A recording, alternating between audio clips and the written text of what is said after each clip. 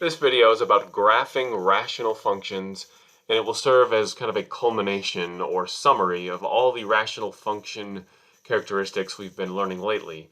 For our notes, we'll say this: to graph a rational function, we'll analyze the following. Now, these are in no particular order, but we will need to use all of them to get our graph as well as we can. So we're going to talk about the domain of the function, the intercepts, that would be x and y intercepts, any asymptotes or holes, that would be vertical or horizontal or slanted. Any symmetry, we discussed that could be odd or even. And then we may need to plot some extra points surrounding some of these known quantities or values in order to fill in the graph with more detail. Let's consider an example where we want to analyze and graph the following function without the use of a graphing calculator. So you'll notice everything we do and end up with, we will not be doing with a graphing calculator, and I highly recommend practicing it that way. You'll get very good with all the characteristics of a rational function.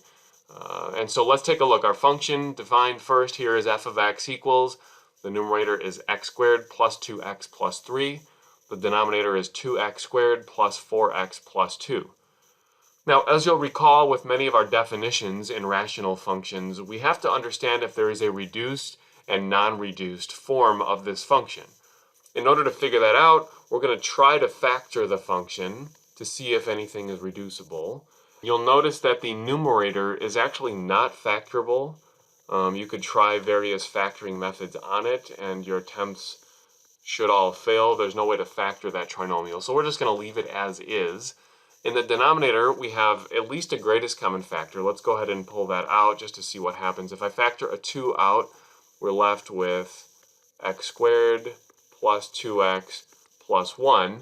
Now that is factorable, and so we could continue factoring that to end up where our numerator is as we have it, x squared plus 2x plus 3, but then our denominator is 2 times, and then this trinomial in the denominator is a perfect square. You could call it x plus 1 squared, or use a factoring method to get to that.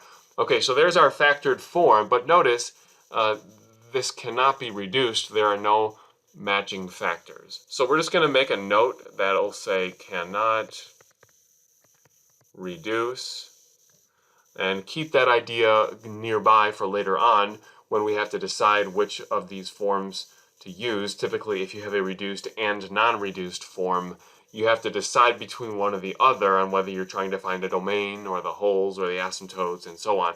But since we cannot reduce this form, we have simply an irreducible rational function. Okay, fine. It's still useful to factor the denominator as we have, because we'll be needing to set that equal to 0, and that's just a step in that right direction. In fact, let's start by trying to find the domain of this function, and as you recall from our notes, to find the domain, we have to use the non-reduced or irreducible form of our function, which we have right here, and we want to set its denominator equal to 0 to find out what might happen with it, or where it might be undefined. And of course, we can do that by using the factored form. We already have a factor of x plus 1, and so we're going to set x plus 1 equal to 0. This is where the denominator would be 0, which would make our function undefined, and that's a good place to look for domain problems. Of course, solving this equal to 0 would reveal x is negative 1. Now, that means that we have to exclude negative 1 from the domain of our rational function. And since that's the only place that the denominator would possibly be 0, then we don't have to look elsewhere. We can now say that the domain of our function is everything except negative 1, and in interval notation we'll just put this as negative infinity to negative 1 with parentheses surrounding union negative 1 to infinity. That's everything except negative 1 on the real line. Next, we'll hunt down any intercepts we might have, and of course we could have x or y intercepts, and we'll just look at one at a time. For x intercepts, remember that's where we set y equal to 0, or in other words, y for our function given is f of x. So that means I want to set 0 equals, and then we'll just put our function. I'm going to put It doesn't matter really whether you use the original form or the factored form. There really wasn't a whole lot of factoring that happened anyway. But I'm just going to use the factored form. And if we set our function in its factored form here equal to 0, you'll notice when a fraction is equal to 0, that really means the numerator is equal to 0. And so we'll go ahead and translate this by saying 0 equals x squared plus 2x plus 3. Now this is just a quadratic equation to solve. We have methods for doing this. As we already observed earlier on, this coming from the numerator, it's not factorable. And if it was, that'd probably be the easiest way to solve this quadratic. But since it's not, you could try verifying a solution with the quadratic formula. Let's see what happens when we get this started. If I have x equals, and then I'll have negative b, which is 2, plus or minus the square root of b squared, which is 4, minus 4 times a times c, that would be minus 12, all over 2 times a, which is 2. But notice, in the discriminant place, underneath the root, you would end up with a negative 12, which means we have the square root of negative 12. Well, that would be fine in the imaginary number system, but since we're working in a real number coordinate plane, we're just going to say that this is not real, which means we have no x-intercept that's going to show up in our coordinate plane system. So we'll say no x-intercept. Okay, fine. Well, let's move on then to the y-intercepts and see what we can find there. For y-intercepts, you'll recall we have to do the opposite and set x equal to 0, which means really just finding f of 0 in our function. Now, if you go back up at our originally defined function, you'll notice f of 0 means plugging in 0 for all x's. That would wipe out any term except the constant terms top and bottom, which would give us just a 3 in the numerator and a 2 in the denominator. So really we have just 3 over 2. Okay, well that does it then. When x is 0, that produces a y-intercept. That means the point 0, 3 halves, also known as 1.5, would be our y-intercept. Next, we'll move on and try to find any asymptotes this function might have. And so we know we have possibly some vertical and possibly some horizontal or slanted. We'll start with the vertical asymptotes. This is where we'll use the reduced version of our function, but as we already found, there really isn't a reduced version that's different from the original. So we'll go ahead and just pick on the version we used, which already had the denominator factored. And so we want to use that function's denominator equals to 0 to find out where any vertical asymptotes occur. Remember, vertical asymptotes occur when the denominator is equal to 0, but that is using the reduced form of our function.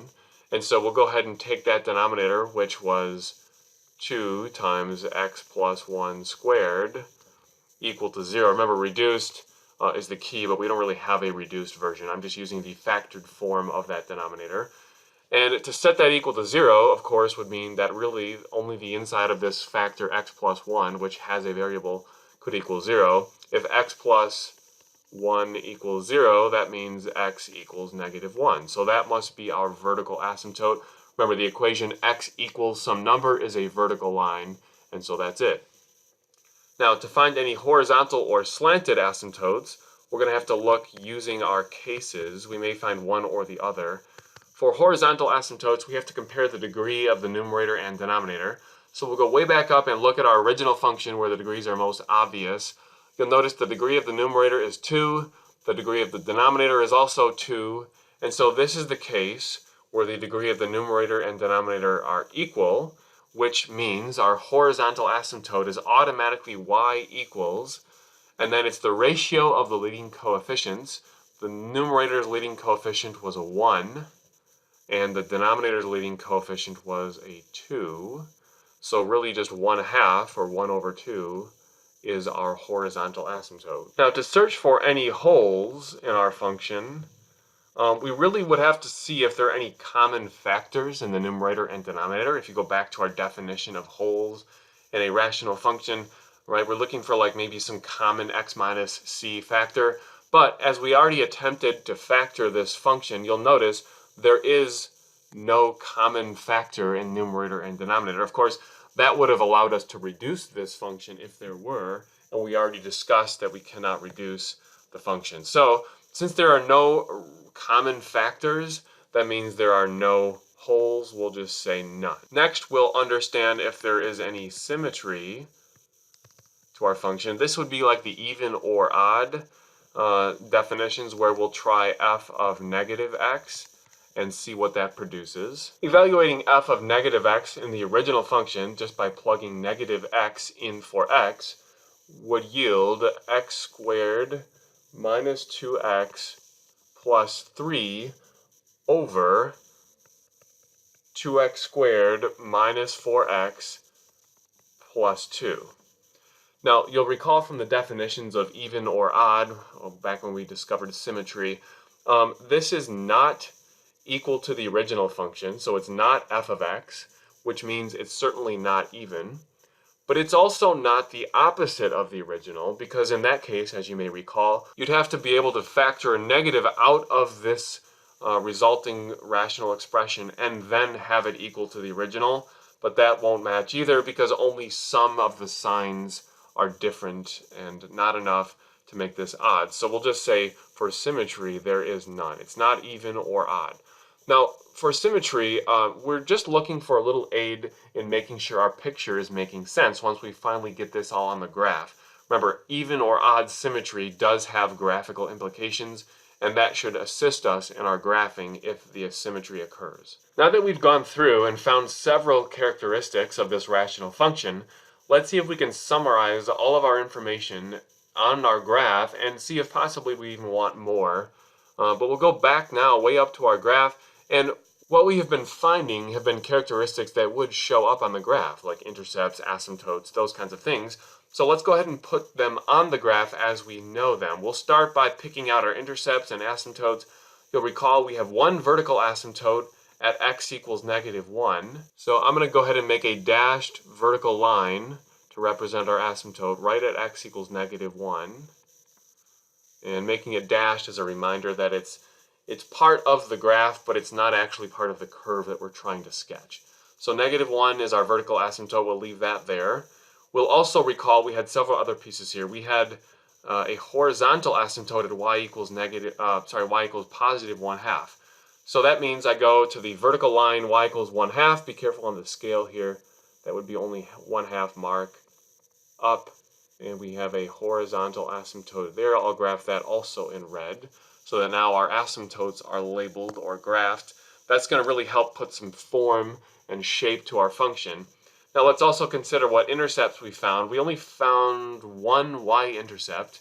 We discovered there were no x-intercepts, but the y-intercept is 0,3/2, or in other words 0, 1.5, which would be a point in that place on our graph. Observe that the asymptotes we have plotted here are such that they would be consistent with the domain we found. So, domain is not really something that you graph just from it alone, but it should be true of the graph we end up with.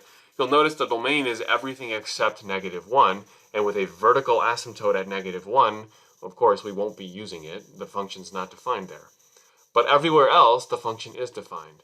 So that's consistent. Our domain is consistent. Let's go ahead and look through what else we found. Vertical asymptote's already taken care of. There are no holes. The symmetry is none. That means we should not expect any y-axis or origin symmetry for this graph. Now, if we have a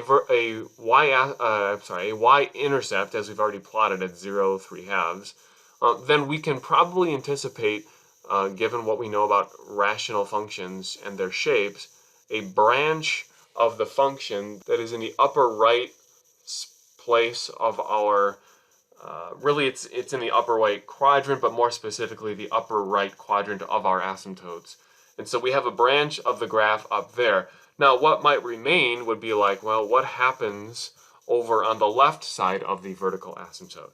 This is where we may need to evaluate the function somewhere over there in order just to get one more additional point to help us out and understand what the graph might look like there. We might be able to anticipate that the graph is probably down in the bottom left corner based on what the shape of rational functions sometimes is, or is it in the upper left corner of this graph? We don't know yet. We have to evaluate a special point or just another point over there to figure it out, and we could use really any of these x values in that range to plug in and evaluate and figure that out.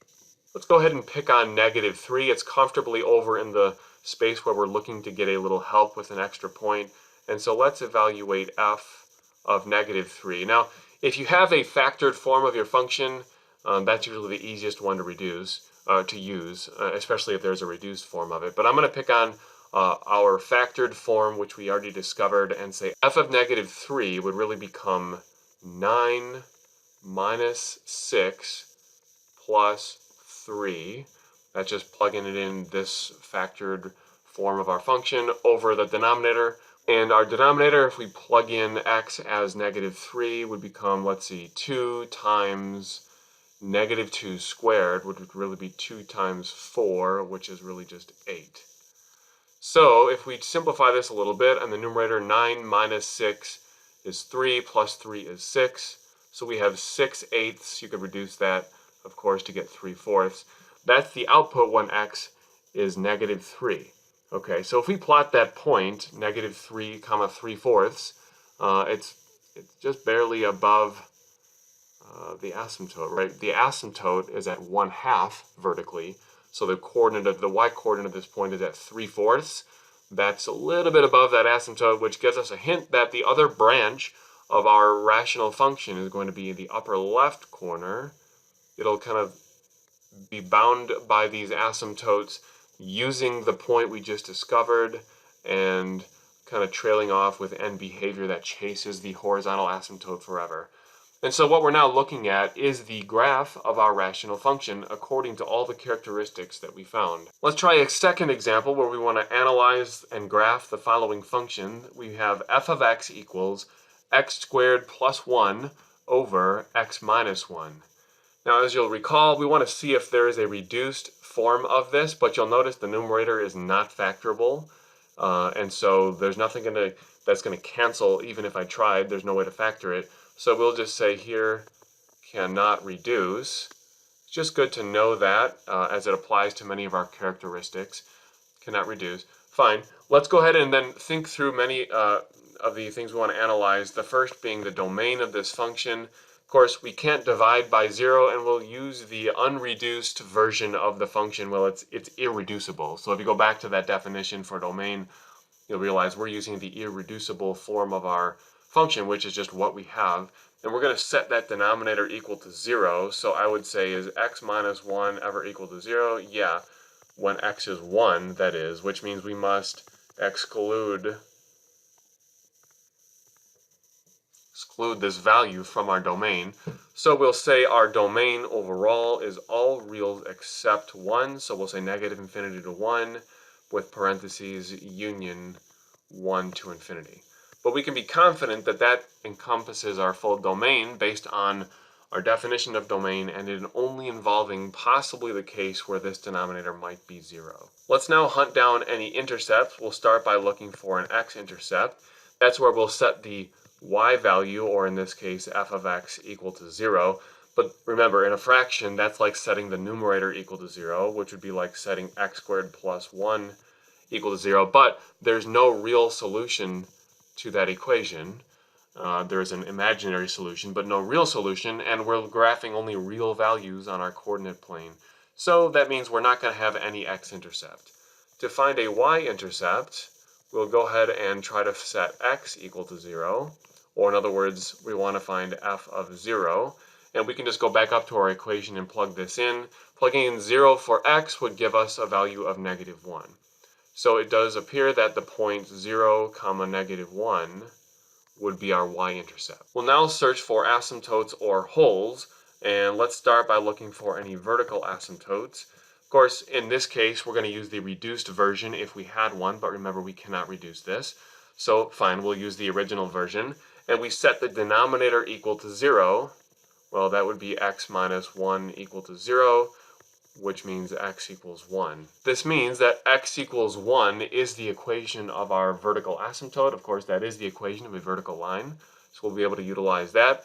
Let's now look for horizontal or maybe even some slanted asymptotes. We're not sure which we might have until we take a look at it. To do this, we're going to have to compare the degrees of the numerator and denominator. And so if we go back up and do that, you'll notice the numerator degree is 2, the denominator degree is 1. So this is the case when the degree of the numerator is greater that we might have a slanted asymptote, but we'll only know by doing the long division.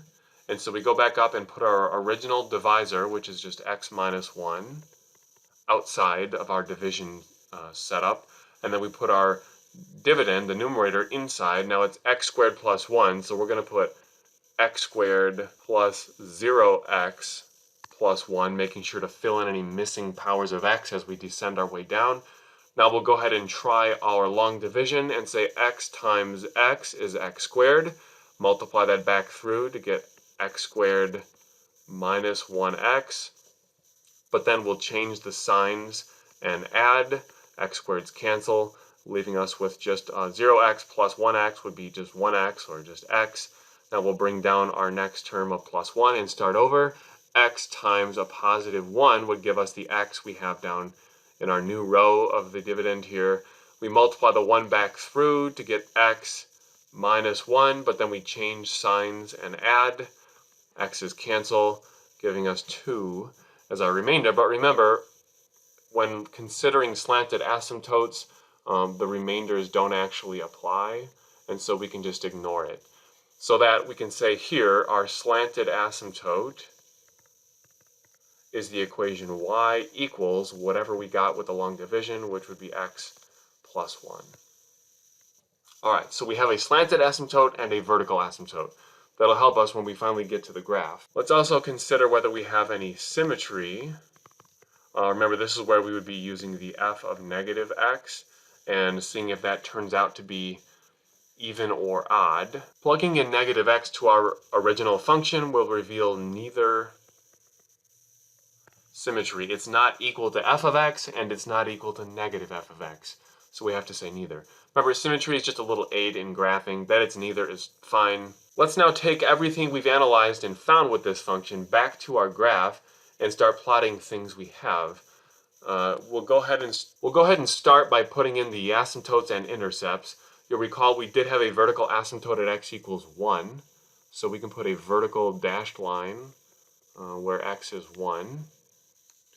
But we also had a slanted asymptote, and the equation of that was y equals x plus 1. Well, thankfully, that's just slope-intercept form of a graph, and we know how to graph those. So we'll start where x is 1 as the where y is 1 as the y-intercept, and that has a slope of 1.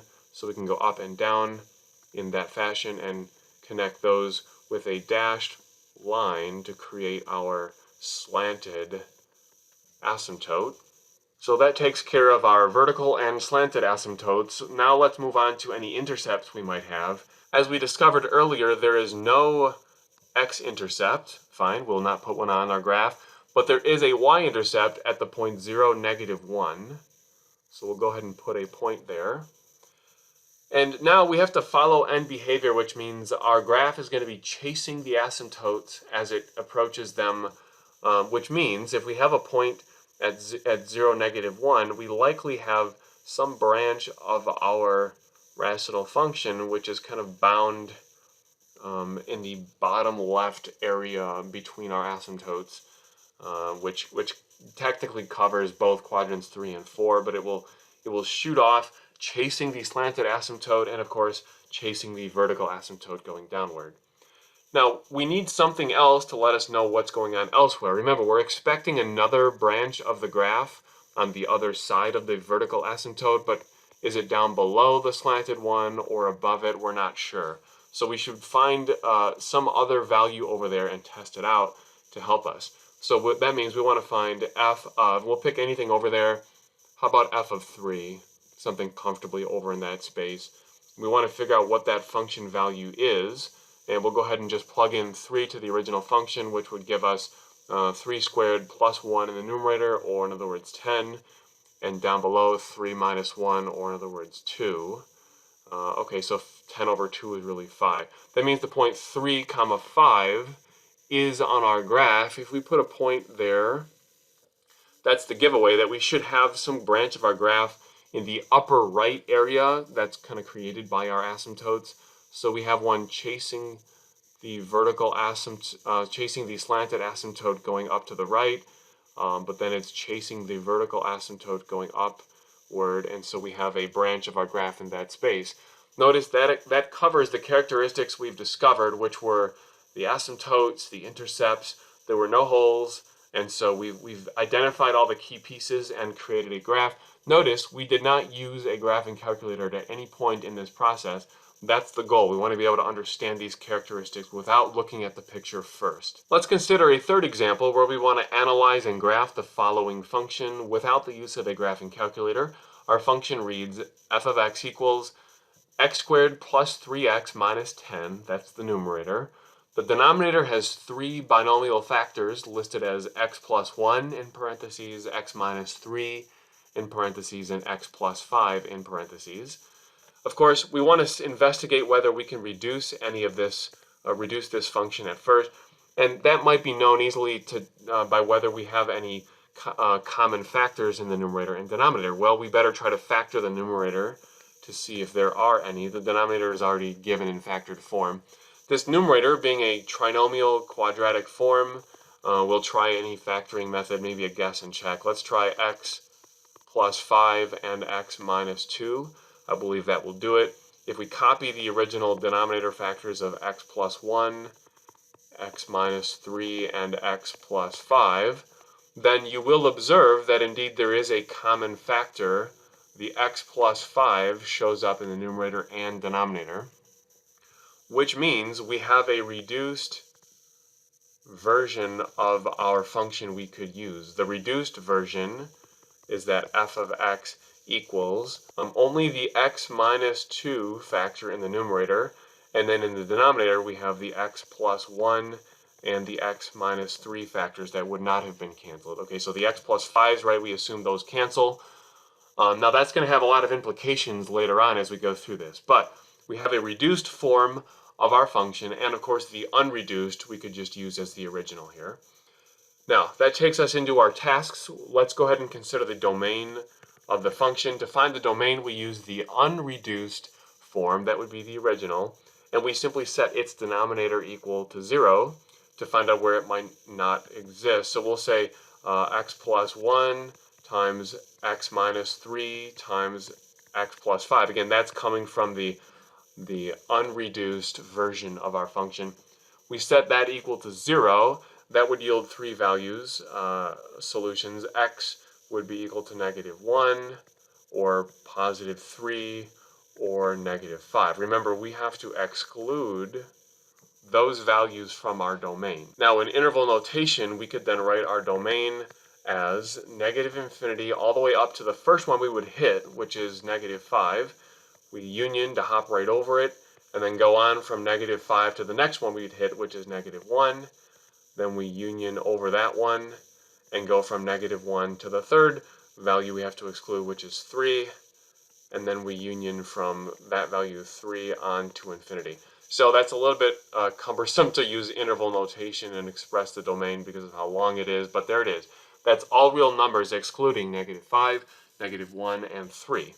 Now remember, the domain has to be true of our final graph, but it's kind of hard just to go from the domain to the graph right away. We want to know why we have to exclude those values, and that so far could be because of an asymptote, vertical asymptote, or maybe a hole. We're not sure yet, but at least we have the domain set.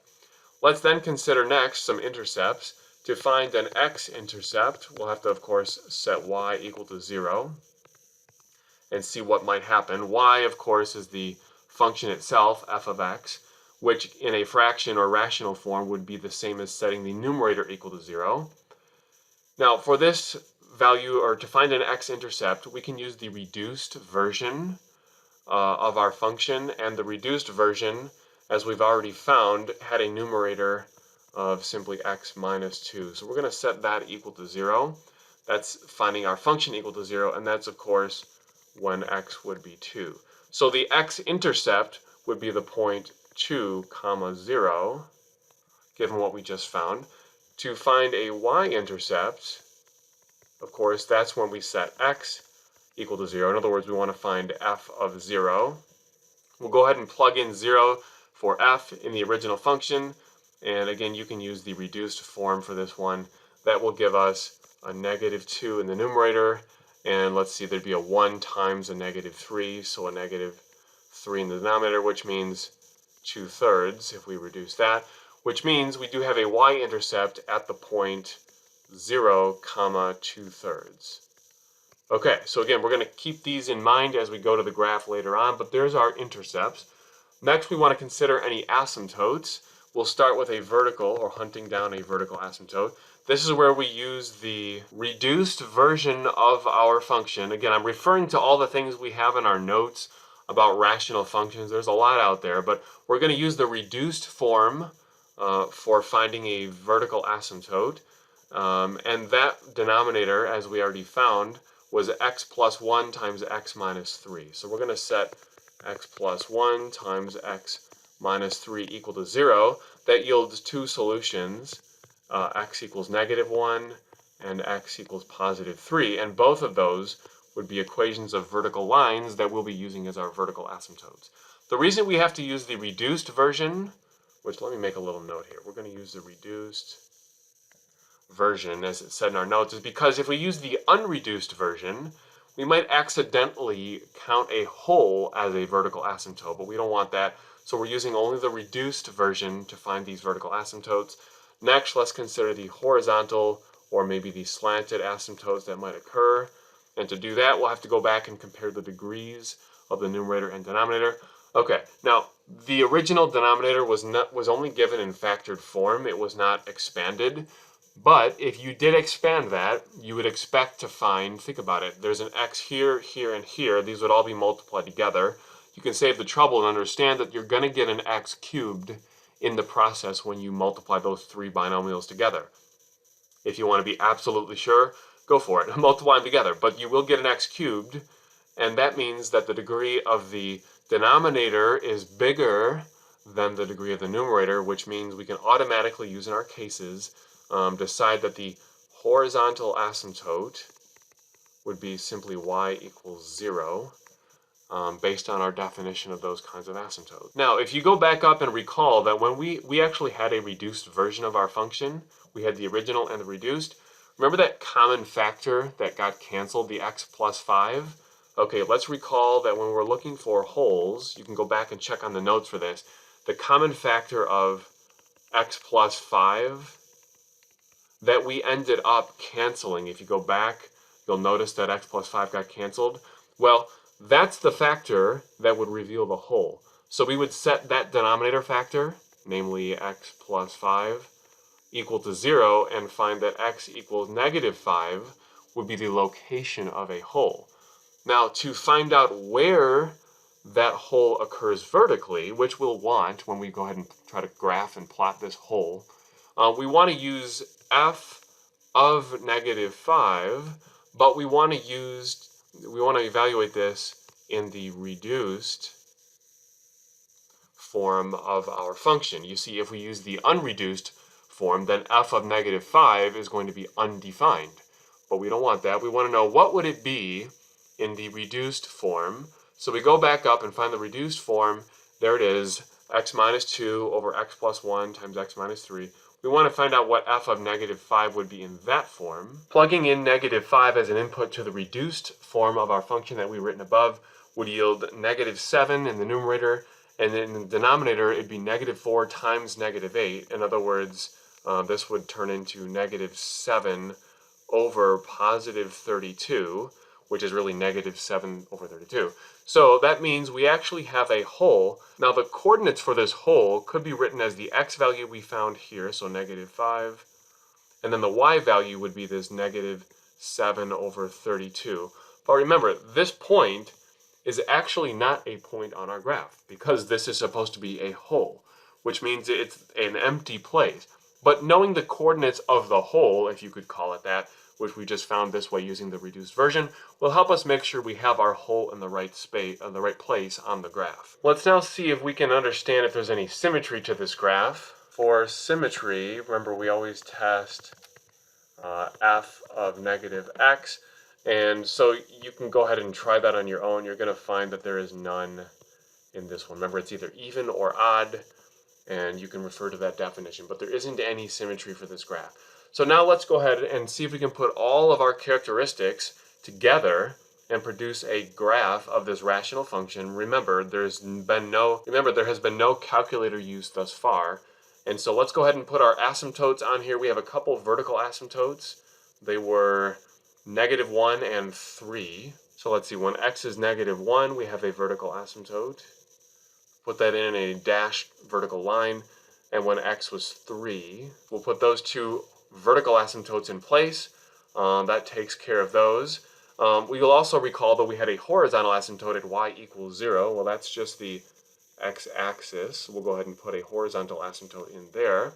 Now let's try to recall any intercepts we might have found. We found an x-intercept as 2, 0. That's interestingly right on the x-axis, which is right on the horizontal asymptote. Okay, more on that in a second. But yes, that's the intercept, 2, 0. And then we found a y-intercept of 0, 2/3. Well, that's pretty low, just above the x-axis right there. Those are the only two intercepts we had found. Now recall that we also found a hole way down here. Remember, we found the equation, or the coordinate of where the hole would be. It's at -5, -7/32. Well, okay, let's think about where that would be in the graph. -5 is 5 left. -7/32, that's a small fraction. It's a little less than a quarter, so it's a little too detailed to show up accurately on our graph, but just below the x-axis at -7, when x is -7, I'm going to put a little open hole there. Now again, my accuracy isn't great due to the scale of this graph, but we know there would be a hole just under the x-axis according to that coordinate of it that we had found earlier. Okay, and that's going to help us with our graph. Now, we can find other test points as needed, but let's recall that if our function needs to chase the asymptotes in terms of end behavior, and so we can comfortably use the hole, but remember it remains a hole, to fill in a branch in the bottom left corner of our graph. Notice we don't have anything to the right of our second vertical asymptote. We don't know what's going on over there exactly from what we found so far. That might be where we want to utilize evaluating some function value over there with the function itself, just to know what the function is over there, picking an extra point. So over there we could find, maybe f of, 5, something over there that would be easy enough to evaluate. Plugging in 5, and we can do this in the reduced version of our function, would give us in the numerator 5 minus 2, which is 3, over, and the denominator would be 6 times 2, or 12. Okay, so if f of 5 is 3/12, that's a very small number, and we'll just estimate it with a point. It's an actual point on our graph. It's not an intercept, an x-intercept. It's just a little bit above the x-axis. But that might give us a hint, again, that if our function has to chase the asymptotes for end behavior, there's likely a branch in the upper right space or corner of our graph that's going to chase the vertical asymptote going up and chase the horizontal asymptote going right, which leaves us with this mysterious middle. Now, you'll notice we have a y-intercept we already plotted and an x-intercept, both in the middle. What's happening otherwise? Well, our graph has to chase the vertical asymptotes for end behavior, and it can't actually hit them. But a rational graph actually can intersect a horizontal asymptote. And so we actually could chase the vertical asymptote of x equals -1 and chase the vertical asymptote that's going up, chasing that first asymptote. We're going to chase the other one going down and then connect the 2 points we have in the middle to snake our way from one to the other. Now, you could pick various other test points kind of in between or surrounding the intercepts we already have to verify this if needed. Like if you're not confident and you're wondering, does it go back up and chase this one vertically, or does it go snake down and chase downward vertically? You can figure that out by picking other test values between the intercepts that we've already plotted. But for now, we'll go ahead and just trust the ones we have here and know that this is now finally the full version of our graph done without the use of a graphing calculator, including all the essential components.